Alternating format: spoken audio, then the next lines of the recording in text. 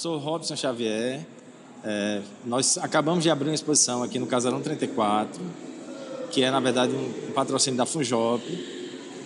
Eu estou na curadoria com o Guto Oca, né, e é uma exposição intitulada Ilê, Arte Preta Experimental, que é uma reunião, na verdade, de 14 artistas da Paraíba e de Pernambuco, uma reunião intergeracional desses artistas, são artistas de várias gerações diferentes, com uma carreira já maior e mais consolidada, até jovens artistas, todos abordando e discutindo a questão da arte afro-brasileira e também da questão afro-indígena, né? Então tem essa dimensão. Então são artistas que atuaram de alguma maneira na Paraíba, que passaram pela Paraíba em algum momento e que estão hoje, alguns fora do estado, outros que atuam aqui dentro. Então, nesse caso, nós reunimos esses artistas para pensar esse espaço que nós intitulamos de Ilê. Ilê é esse espaço do terreiro, o território do terreiro, do candomblé, e a gente está chamando esse espaço da exposição de Ilê para pensar também esse território da arte nesse contexto, da arte afro-paraibana, digamos assim.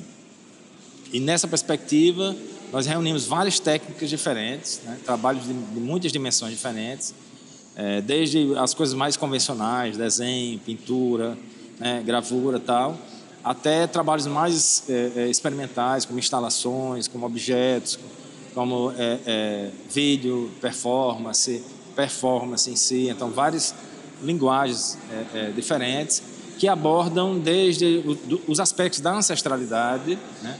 No campo, principalmente das matrizes, digamos assim, culturais afro-brasileiras, a partir das histórias de vida dos artistas, das lutas nesse sentido. Então, acima de qualquer coisa, esse é um espaço de afirmação política e de ocupação, né, de uma instituição pública no centro da cidade de João Pessoa, para mostrar a Paraíba essa potencial, a produção, a riqueza dessa produção dos artistas negros paraibanos, num contexto de virada epistemológica da arte brasileira que estamos vivendo. Então a gente convida todos, todas e todos a virem ao Casarão no mês de novembro, que é o mês da consciência, né, negra. Também essa homenagem a Zumbi dos Palmares, à luta do povo negro brasileiro.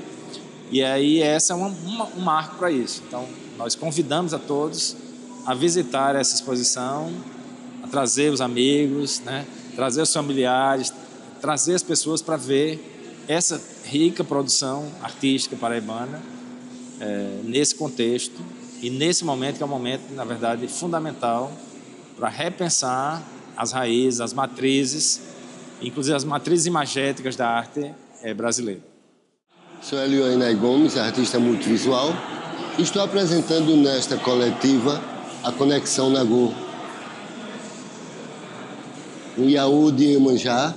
Iaô é um filho, um iniciado do orixá Iemanjá, e ali temos vários Iemanjás, né? Porque existe Ogum-Té, Sobá, e uma filha de santo levando a oferenda para o alto mar, que é um balaio de flores, e ali uma preta velha chamada Anunciada. Essa série se chama Conexão Nagô.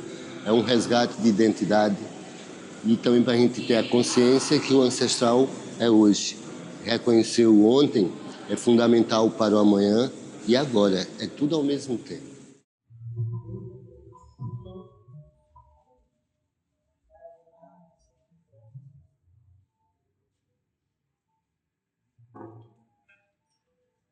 Ontem, bem ali, debaixo do pé de goiaba, eu aprendi com algumas pessoas mais velhas que no início o mundo era frio. Havia um silencioso ruído frio. O mundo correu, procurando se aquecer, se agasalhou. Ciclo depois de ciclo, depois de ciclo, depois de ciclo, depois de ciclo, depois de ciclo, depois de ciclo, depois de ciclo, depois de ciclo, depois de ciclo, depois de ciclo, depois de ciclo, o calor foi tão grande que o mundo precisou se despir.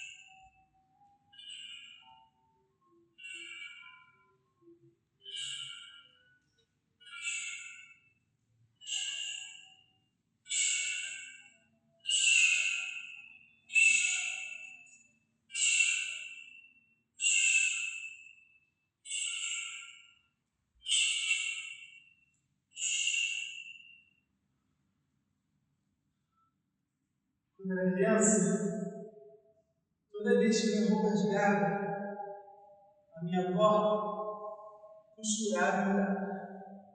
Toda vez que minha roupa rasgava, a minha avó costurava e me dava.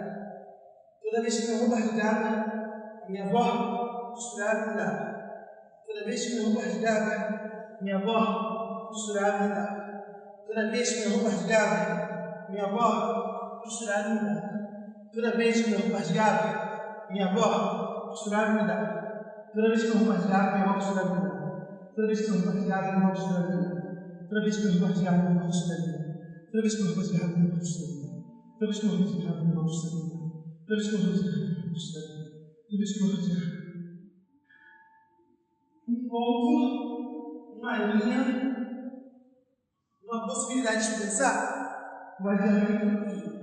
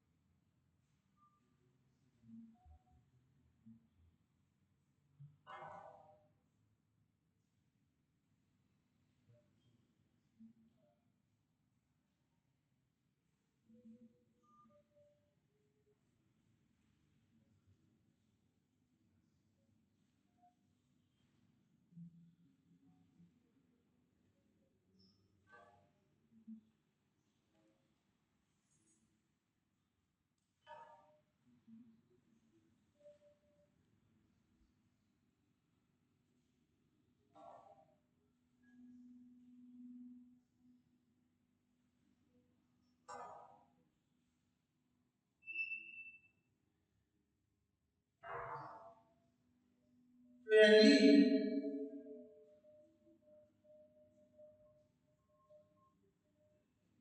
embaixo do pé de goiaba,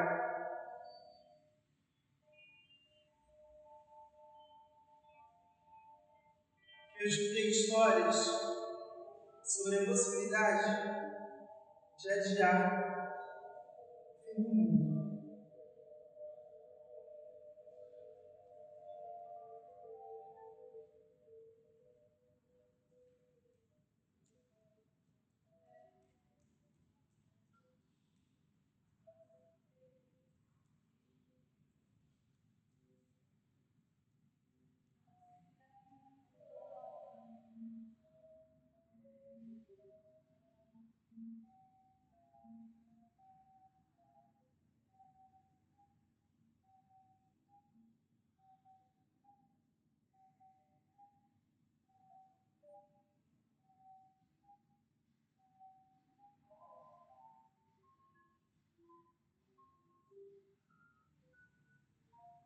Desaquecer, esfriar, voltar ao início, despir, resfriar, desaquecer, voltar ao início, esfriar, respirar, combater acidentes, ciclos, depois de ciclos, depois de ciclos, depois de ciclos, depois de ciclos.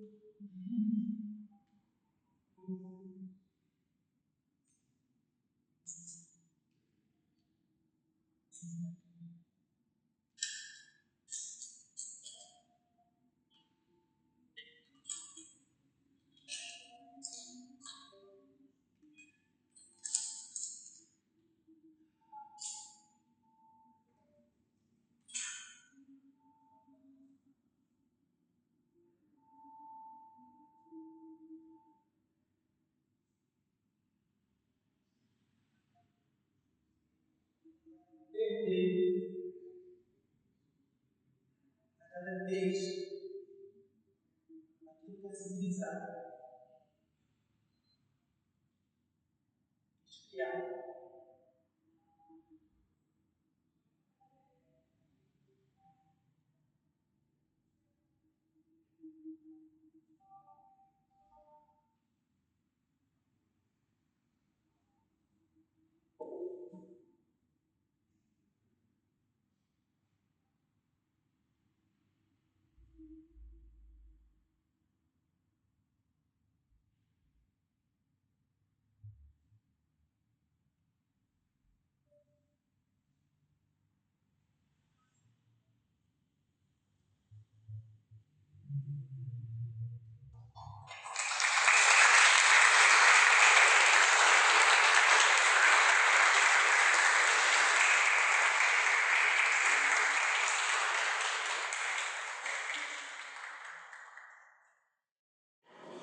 Olá, meu nome é Vitor Hugo Neves de Oliveira, sou professor do Departamento de Artes Cênicas da Universidade Federal da Paraíba e vim aqui hoje, na abertura da exposição, apresentar uma aparição que se chama Danças para Adiar o Fim do Mundo. Danças para Adiar o Fim do Mundo é uma possibilidade de pensar para além do mito do fim do mundo. Que possibilidades de existências podem coexistir com a anunciação do fim? É um trabalho que se inspira no livro Ideias para Adiar o Fim do Mundo, do Ailton Krenak, e está numa convergência teórica, numa relação com diversos pensadores indígenas e negros que vêm refletindo sobre o quão a ideia do fim do mundo serve para reificar ainda mais saídas capturadas pela exploração colonial capitalista. O Krenak convoca a gente a sonhar, a repensar imaginários, a redimensionar os nossos imaginários diante do medo coletivo do fim do mundo. E uma dessas saídas que eu encontrei foi provocar desaquecimentos, esfriamentos do meu próprio corpo-mundo. A estratégia é hiperaquecer, hiperventilar, superaquecer o meu corpo-mundo e depois buscar estratégias de esfriamento, pensando nesse corpo-mundo como uma potência que consegue dilatar as possibilidades de permanência e de extensão do fim. Nesse percurso, eu converso com memórias da minha família, com histórias estabelecidas entre mim e a minha avó, possibilidades de tramar nessas histórias processos criativos, e a roupa vem como um elemento, uma corporeidade plena de agência para não só me convocar nesse processo de aquecimento e esfriamento, mas também estabelecer tramas com o meu passado familiar e com o meu corpo hoje.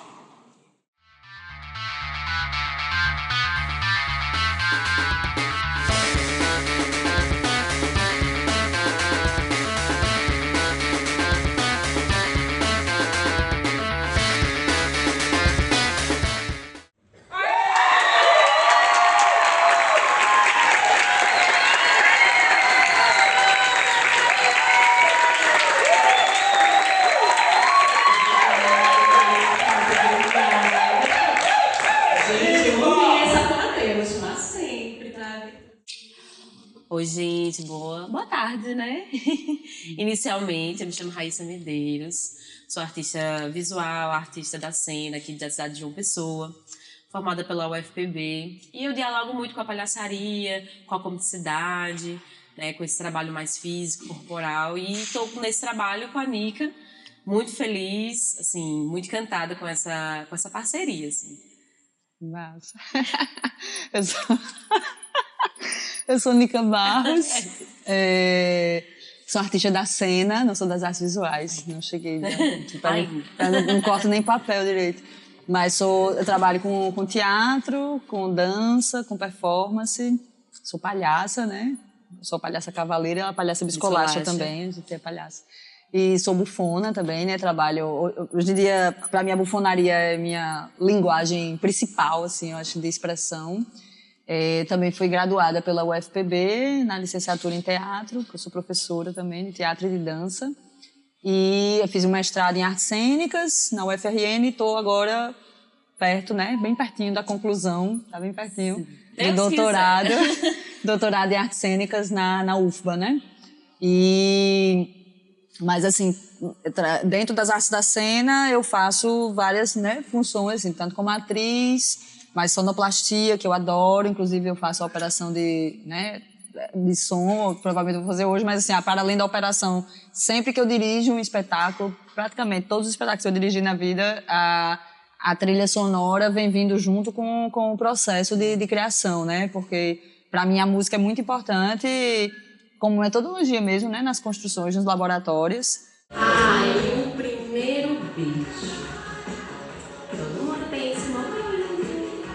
E eu lembro perfeitamente quando a gente saiu lá de Natal e veio morar em Santa Rita de Ibirá. Tem uma sincronia, então eu não consegui pensar em outra pessoa para trabalhar com direção. Além de acreditar muito no trabalho dela e acompanhar também como artista, a gente tem essa sincronia, a gente tem muito esse diálogo e para mim era fundamental, né?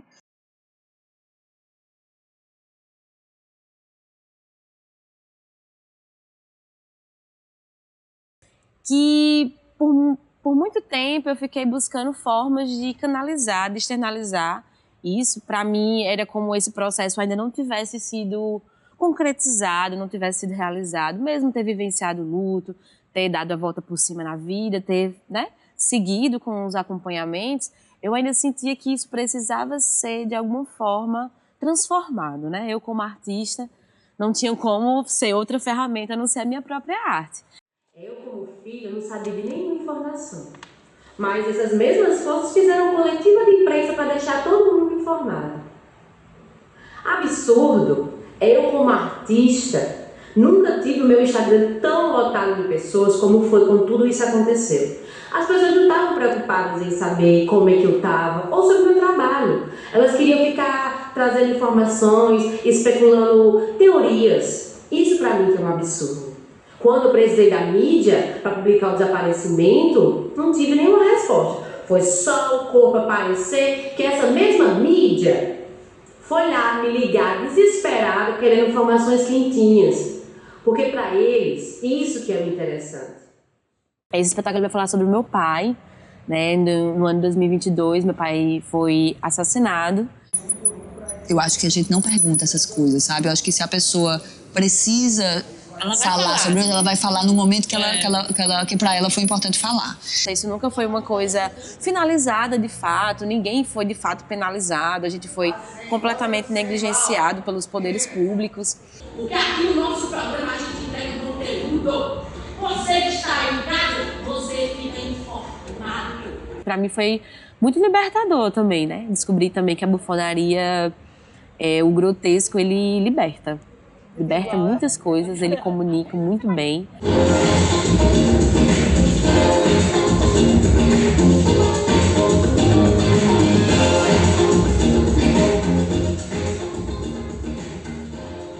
Na minha tese, eu falo, é um processo, né, metodológico que eu estou desenvolvendo, chamado bufonar, e que é o bufonar, uma poética do descontrole.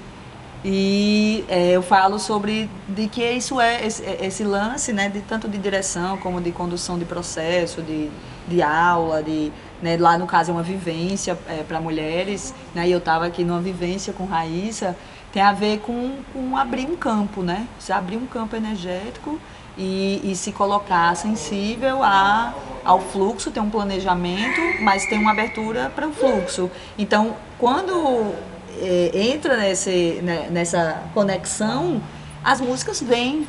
Tipo, eu não planejo as músicas que eu vou soltar durante o laboratório, mas elas vêm no fluxo, elas vão chegando. E todas que chegaram, entraram no espetáculo, porque todas tiveram um significado muito, muito profundo, né, dentro do trabalho, assim. Então foi um processo muito bonito, muito, muito forte para nós duas, assim, porque para mim também foi um grande aprendizado. E também Raíssa é muito maravilhosa, porque ela, além dela ser uma grande artista, né, excelente atriz e tal, mas ela se abre completamente para o processo. Então ela confiava completamente, ela se jogava mesmo e, tipo, era muito bonita e muito fluida a conversa, né, corporal da gente, porque ela ia falando e sabe, e é como se eu apontasse o caminho e ela vai correndo, sabe assim? E aí a gente ia filmando, eu ia fazendo pequenos vídeos e toda a dramaturgia ela nasceu no laboratório. Então cada palavra que entra no espetáculo ela veio de um fluxo visceral, energético, assim, foi muito legal.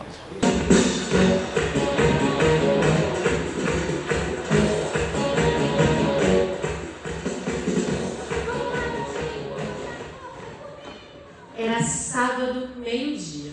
E foi muito, assim, pra mim foi uma grande cartaz, assim, quando eu finalizei o espetáculo, quando eu vi, né, assim, tava no palco, chamei a Nick pra gente agradecer, eu olhei para as pessoas que estiveram no momento, pra tudo que aconteceu e foi vivendo, pra mim, assim, foi transcendental, porque eu senti que realmente eu consegui atingir o que eu queria como artista, como atriz, e eu consegui denunciar, de fato, através da arte, as minhas angústias.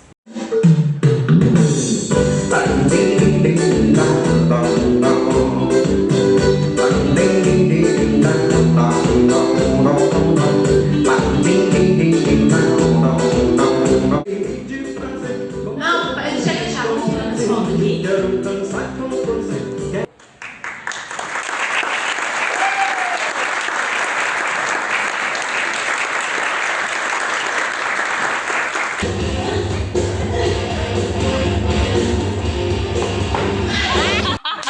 Ele falou, pronto, eu amei o ensaio, aí a gente vai gravar agora.